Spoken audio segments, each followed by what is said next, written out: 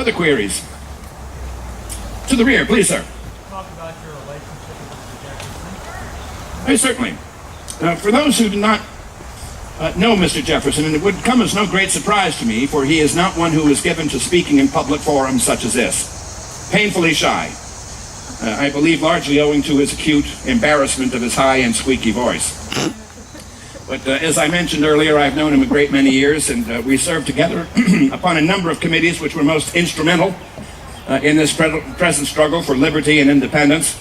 As just a few examples, it was back in the early winter of 1773 that Mr. Jefferson and I, along with two of the brothers Lee, Richard Henry Lee and Francis Lightfoot Lee, Mr. Dabney Carr, God rest his soul, Colonel George Mason and Mr. George Wythe of this city, all convened in a private room in Mr. Sutherland's establishment in the Raleigh.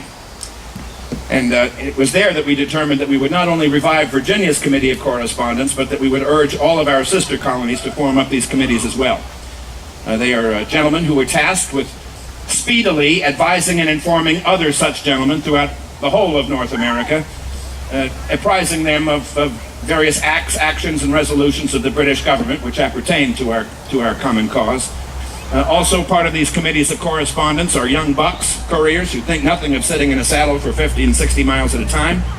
They're also trusted innkeepers along the various highways and thoroughfares throughout America that will change out fresh horses for the boys, allow them to get a few hours of sleep if they require it, feed them, and of course will do so all on credit.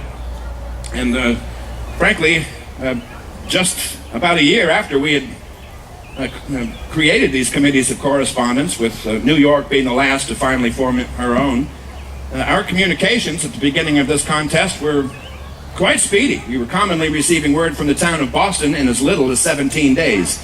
And the speed of this information naturally has worked much to our advantage. We were amazed to learn of the blood spilled at Lexington Green in Massachusetts in only 11 days after it took place. Remarkable time.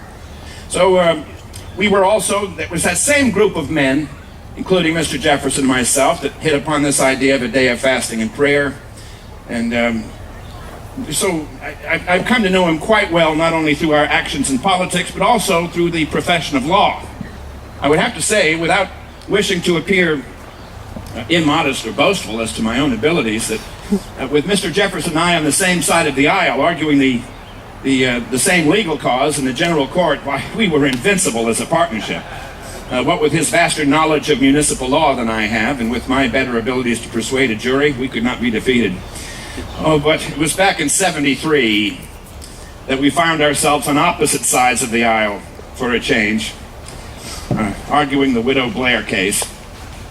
Naturally, I prevailed.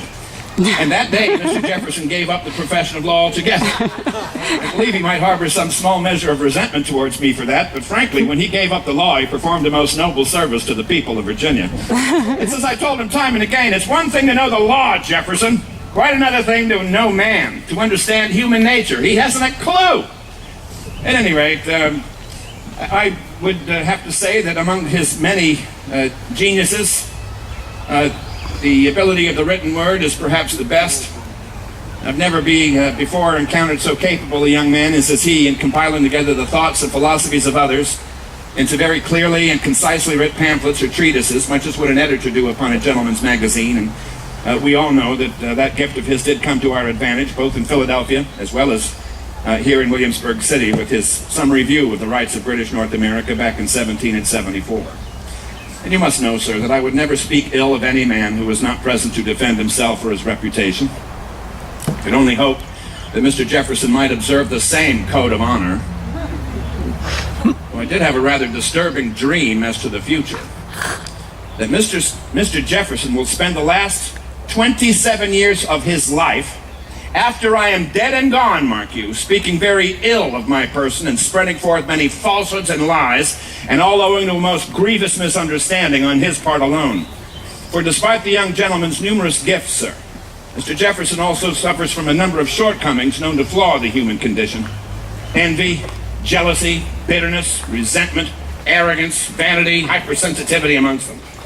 But unlike Mr. Jefferson, sir, I will never speak ill of him in a public place.